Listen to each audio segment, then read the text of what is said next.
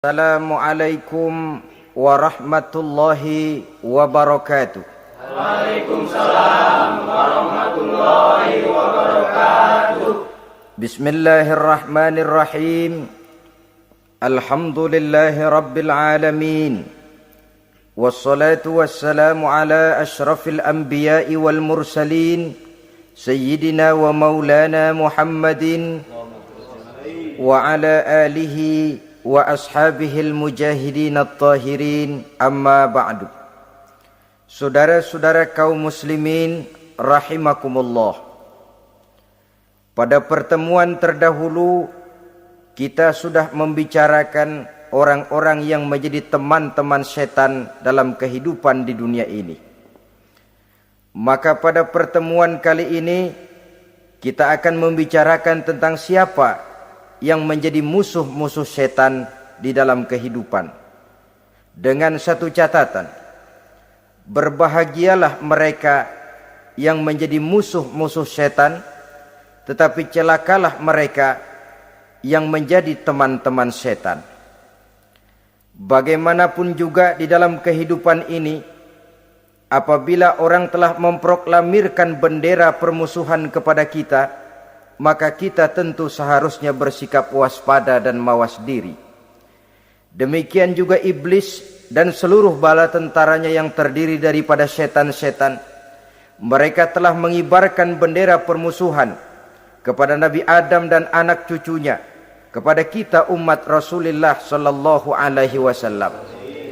Akan sengsara dan celaka jika kepada iblis dan setan yang telah nyata-nyata mengibarkan bendera permusuhan itu kita mengadakan toleransi, mengadakan kerjasama, dan menjadi budak yang memperturutkan kemauan daripada iblis dan setan. Siapa yang menjadi musuh-musuh setan dalam kehidupan ini? Inilah pertanyaan berikutnya yang diajukan oleh baginda Rasul kepada iblis.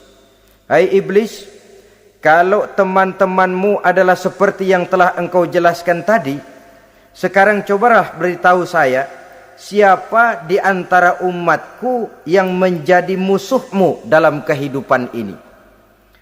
Atas pertanyaan ini, iblis laknatullah menjawab, ya Rasul, musuh-musuhku di antara umatmu, pertama, anta ya Muhammad.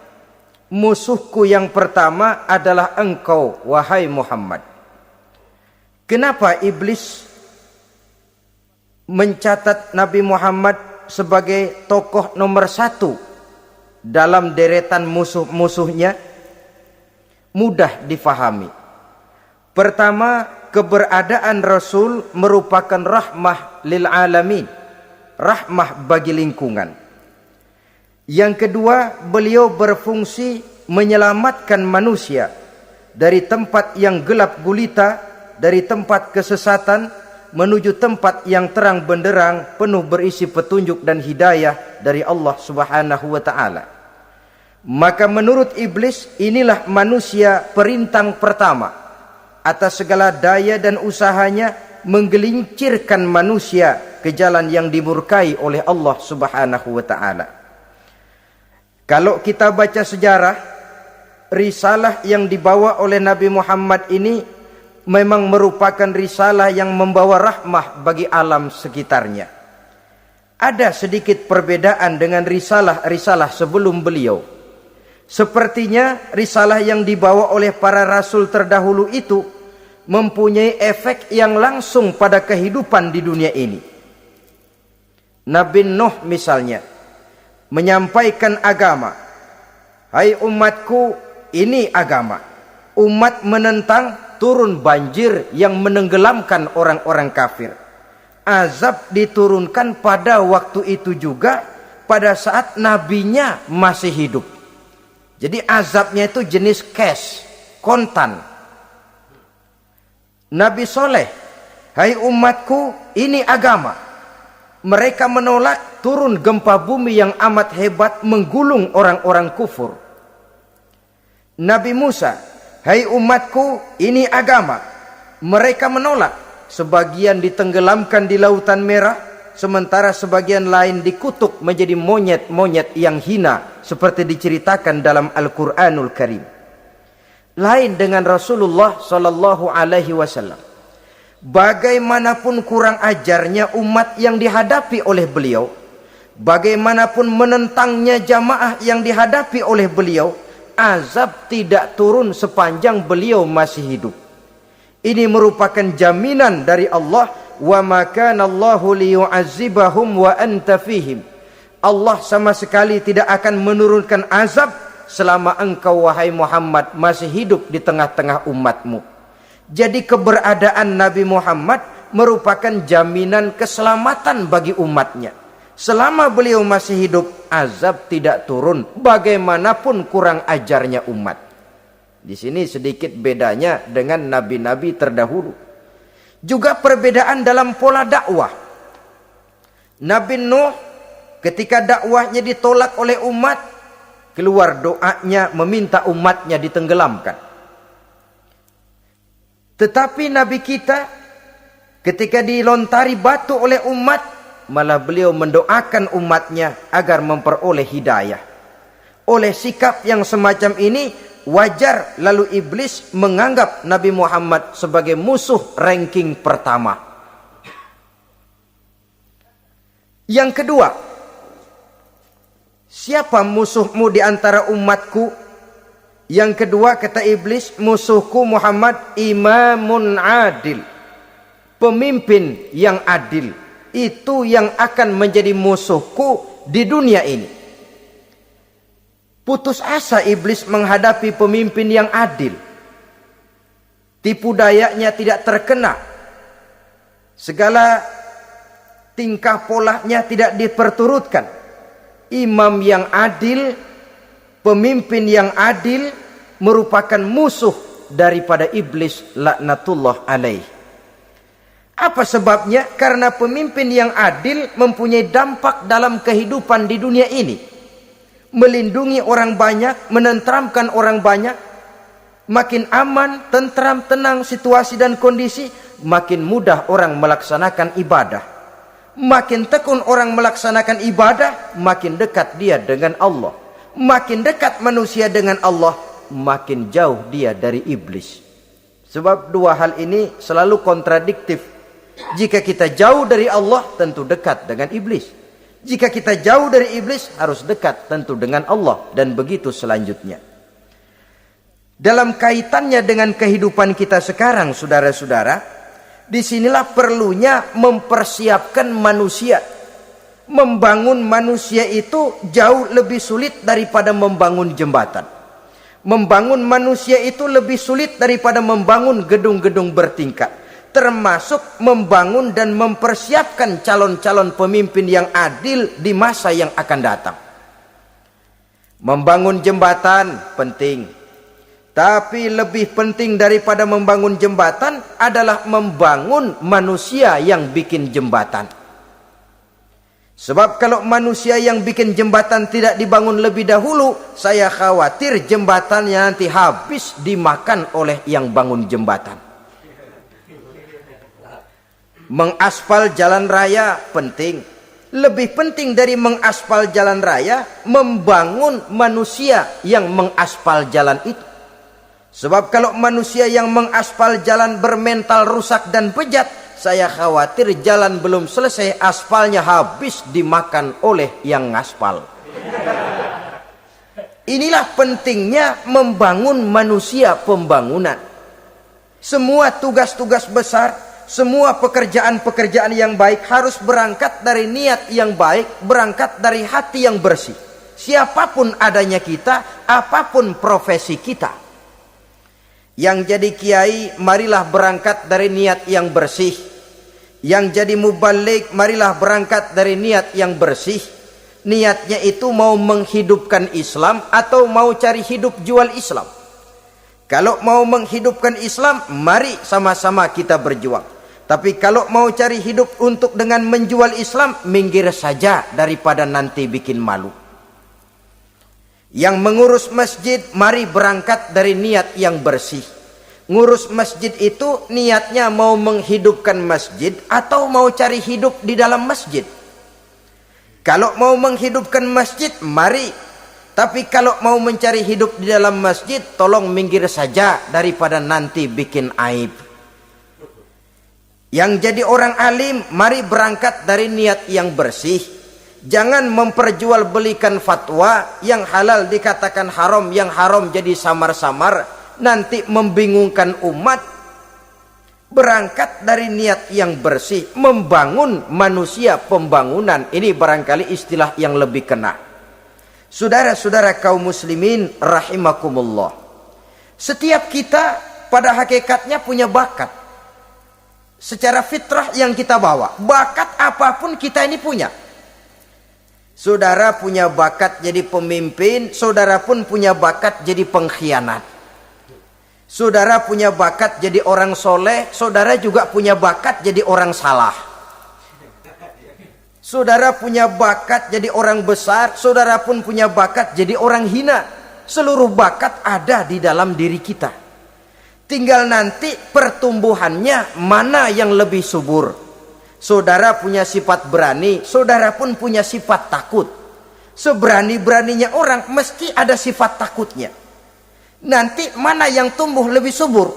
Kalau takutnya tumbuh lebih subur, dia akan jadi orang penakut. Kalau beraninya yang tumbuh lebih subur, dipupuk oleh lingkungan, pendidikan dan sebagainya, dia akan tumbuh jadi orang pemberani. Oleh karena itu, agama merupakan lingkungan yang subur untuk menumbuhkan benih-benih yang baik yang kita bawa bersamaan dengan lahirnya kita ke alam dunia ini. Setiap kita, saya, saudara, punya bakat jadi pemimpin, punya bakat jadi pengkhianat, punya bakat jadi pengabdi, punya bakat jadi koruptor, punya bakat jadi pemelihara, punya bakat jadi perusak. Tinggal nanti lingkungan, pendidikan yang menumbuhkan mana yang tumbuh lebih subur. Kalau lingkungan saudara lingkungan maling, maka sifat pengkhianat akan tumbuh lebih subur. Kalau nanti saudara jadi pemimpin, insya Allah korupsi. Lingkungan yang menumbuhkan sifat mengabdi, sifat berbuat tanpa pamrih, dikalahkan oleh sifat pengkhianat dan korupsi itu yang dibentuk oleh lingkungan, pendidikan, pengalaman dan sebagainya. Oleh karena itu, secara dini agama menanamkan, menyuburkan fitrah-fitrah yang baik yang kita bawa bersamaan dengan hadirnya kita dalam kehidupan ini.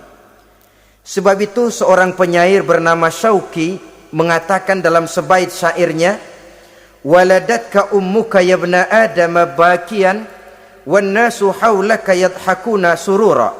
Hai manusia, pada saat kamu dilahirkan kamu menangis dan orang lain di sekelilingmu ketawa. Kakek senyum dapat cucu baru, paman gembira dapat keponakan baru, sementara kita yang lahir menangis. Betul apa benar? Apa ada saudara yang begitu dilahirkan terus nyengir? Saya kira kabur dukunnya itu. Setiap kamu hai manusia lahir dalam keadaan menangis, orang sekelilingmu tertawa. Karena itu katakan kepada mereka yang senyum di sekelilingmu, hai manusia, pada saat saya dilahirkan saya menangis dan kamu semua tertawa. Baik manusia. Tapi nanti pada satu saat harus terjadi kebalikannya. Kalau dikala saya lahir saya menangis dan kau semua senyum, nantilah manusia. Kalau satu saat saya meninggalkan alam dunia ini, saya akan berangkat dengan senyum. Dan kalian semua akan berurai air mata. Kalau perlu dari Sabang sampai Merauke kibar bendera setengah tiang. Kalau perlu. Jangan terbalik, kita mati melotot orang malah gembira. Karena hidup selalu membawa sifat-sifat yang merusak. Inilah orang kedua yang menjadi musuhnya iblis dan beruntung menjadi musuh iblis. Siapa? Imamun adil, pemimpin yang adil. Saudara-saudara kaum muslimin rahimakumullah. Yang ketiga musuh iblis, ghaniyun mutawadhi, orang kaya yang rendah hati, orang kaya yang tidak sombong. Kaya apa saja, baik kaya oleh karena ilmu, orang yang kaya karena ilmu disebut orang alim. Baik kaya karena materi, orang kaya karena materi dinamakan hartawan. Baik kaya karena kedudukan, orang yang kaya karena kedudukan dinamakan pejabat. Orang kaya yang rendah hati itu musuh iblis. Beruntung dia menjadi musuh iblis. Iblis tidak senang ada orang kaya tidak sombong. Tapi iblis paling senang kalau ada orang kaya sombong. Lebih senang lagi iblis kalau ada orang miskin sombong. Masya Allah. Orang kaya sombong, walaupun iblis senang, orang masih bilang pantas saja dia sombong, kaya apaan aja punya. Udah miskin sombong, kira-kira yang disombongin apaan? Dalam segala bentuknya sombong ini Allah tidak senang, tapi iblis senang. Kenapa? Karena sponsor sombong iblis. Kan yang pertama kali sombong iblis toh. Ketika disuruh sujud kepada Nabi Adam, dia nggak mau. Ini kesombongan pertama yang terjadi dalam sejarah. Ketika ditanya, kenapa kau tidak mau sujud iblis? Ah, saya kan dibikin dari api, Adam dari tanah. I am the best. Saya lebih hebat daripada iblis, daripada Adam. Adam baru kemarin dibikin, saya sudah lama. Kata Allah, kamu sombong iblis, ini surga bukan tempat orang sombong, keluar. Terusir dia dari surga. Jadi kesombongan pertama adalah kesombongan yang dilakukan oleh iblis, dan dia tanamkan itu kepada kita supaya jadi orang sombong. Karena itu sombong ilmu Allah nggak senang, tapi iblis senang. Mentang-mentang ada ilmunya, nih satu-satunya ustadz di sini ya, semua mesti ngaji sama gue. Kalau nggak ngaji sama gue, Islamnya kurang tapi bener. Sombong karena ilmu, sombong karena pangkat. Mentang-mentang pakai bintang di pundak, jalan pundak duluan. Yang wajar saja hidup ini. Sombong harta pun begitu. Kaum muslimin rahimakumullah. Orang kaya yang rendah hati dimusuhi oleh iblis, tapi dicintai Allah, dicintai Rasul, dicintai malaikat. Caranya bagaimana? Kembali kepada satu kesadaran bahwa pada saat terlahir ke alam dunia ini tidak ada yang pernah kita bawa. Kalau sekarang kita punya rumah, punya kebun, punya kendaraan, punya pabrik, punya segala macam benda, apa itu? Titipan. Pada suatu saat akan diambil kembali oleh yang menitipnya.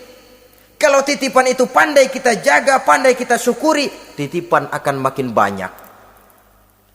Sama juga kita dalam kehidupan. Kalau orang bisa kita percaya, saya mau pergi ke luar negeri, rumah saya titip kepada tetangga.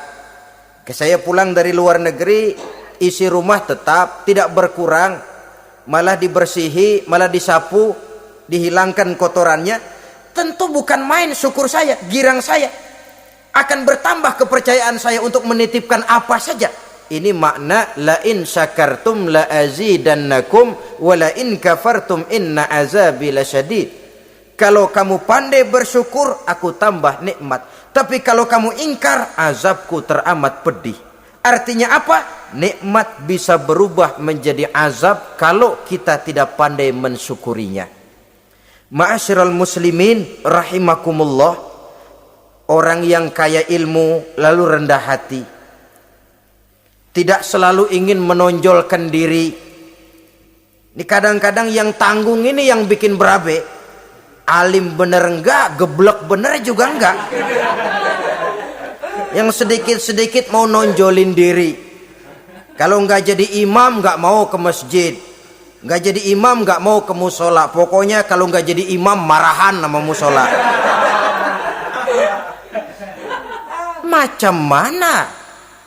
Saudara-saudara kaum muslimin, rendah hati.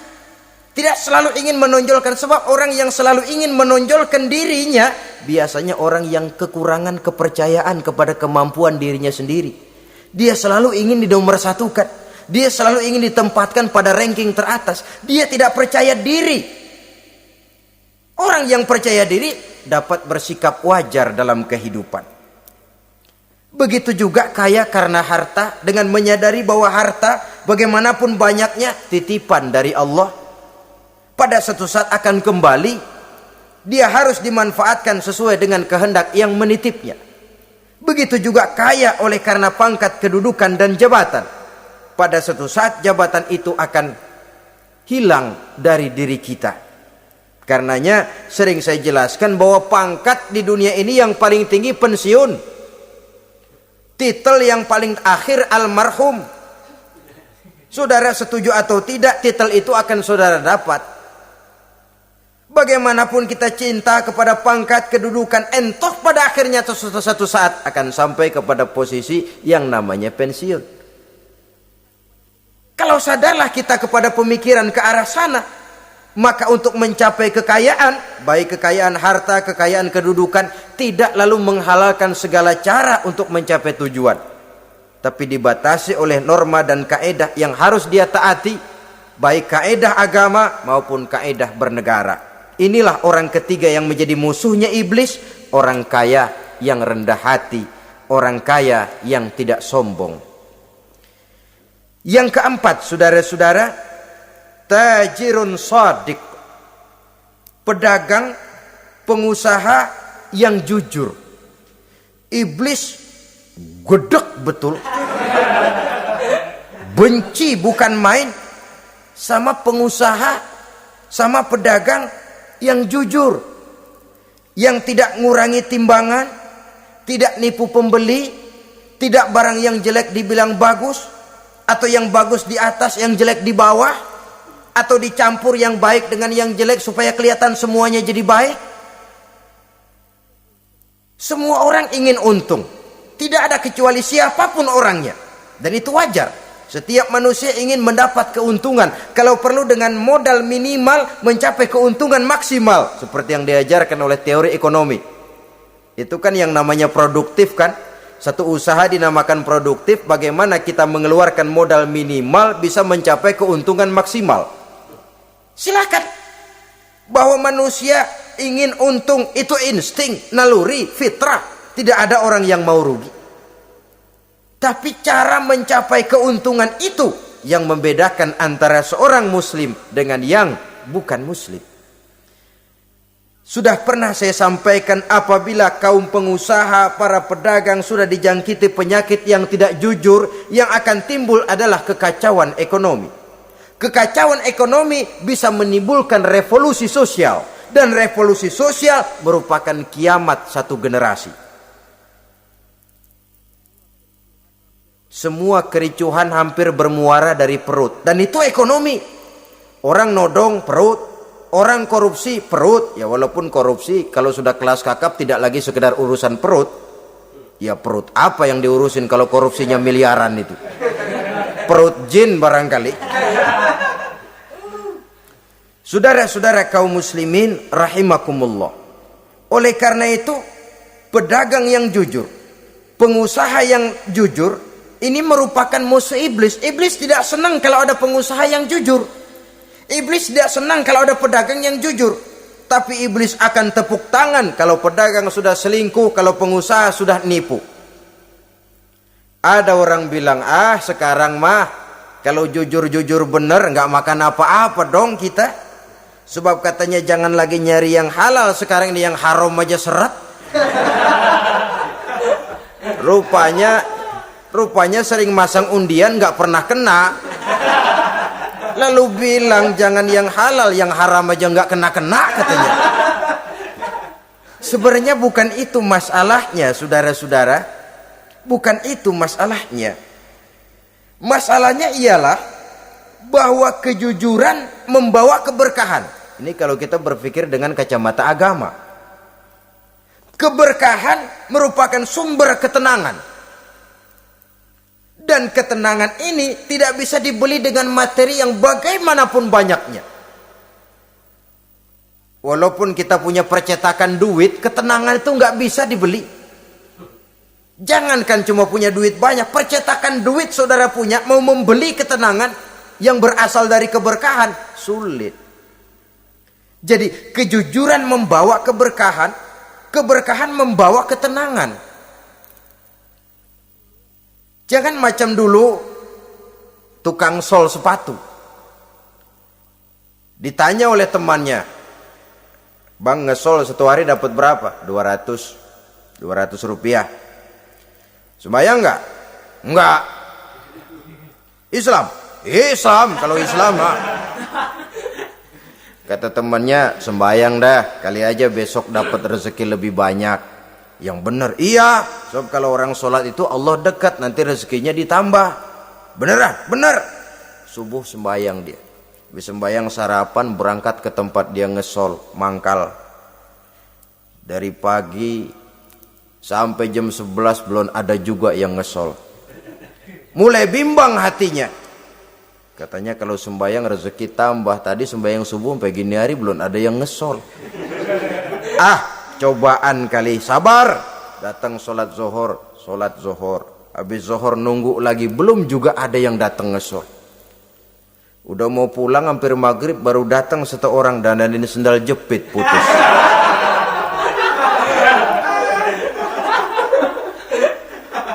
Sudah bayar 25 rupiah, pulang dia si tukang sol ini, ketemu sama temennya yang nyuruh sholat tadi. Ditanya, "Bagaimana penghasilan ini hari?" Apa dijawab? "Gua kapok deh sembahyang."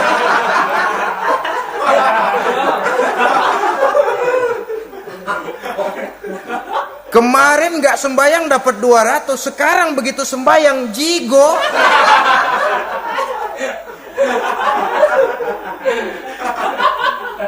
Dia tidak sadar bahwa dengan dari kacamata agama, 25 rupiah yang membawa berkah jauh lebih baik ketimbang 200 uang panas.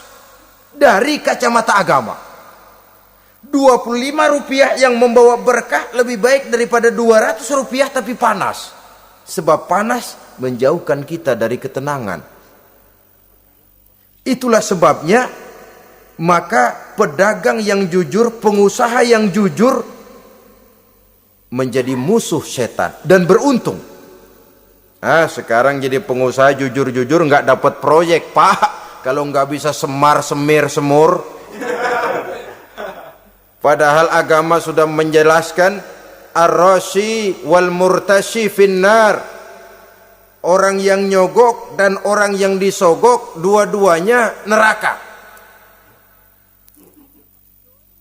Kenapa? Join termasuk ta'awanu 'alal ismi wal udwan.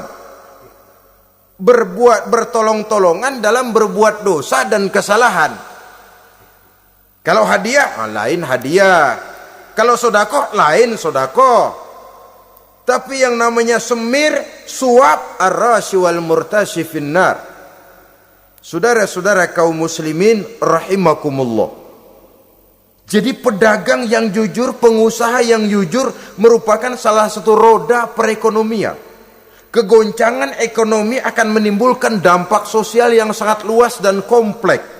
Yang pada giliran puncaknya, dampak paling negatifnya, dia sanggup menggerakkan terjadinya revolusi sosial. Bukankah sebagian besar gerak hidup manusia dimotivasi oleh keinginan untuk mempertahankan kelangsungan hidup? Dan kelangsungan hidup artinya mulut. Mulut itu artinya perut, dan itu artinya makan. Setelah itu mungkin baru pangan, baru sandang, baru dia berpikir pakaian dan sebagainya. Jadi karena dia merupakan penggerak roda ekonomi, pedagang yang jujur, pengusaha yang jujur mutlak diperlukan dalam kehidupan ini. Sebab sekali lagi, kejujuran akan membawa keberkahan, keberkahan memberikan ketenangan dalam kehidupan. Oleh karenanya kita umat Islam, biarin duit kita banyak, asal berkah. Itu tentu idealnya. Ketimbang dikit tidak berkah, lebih baik ia banyak, ia berkah. Dan keberkahan itu datang lewat kejujuran. Kejujuran ini sudah dicontohkan oleh Rasul pada saat beliau berniaga ke negeri Syam. Dikala berumur 9 tahun, bahkan dikala berumur 25 tahun, seketika membawa dagangan Sayyidatuna Khadijah yang kelak jadi istri beliau.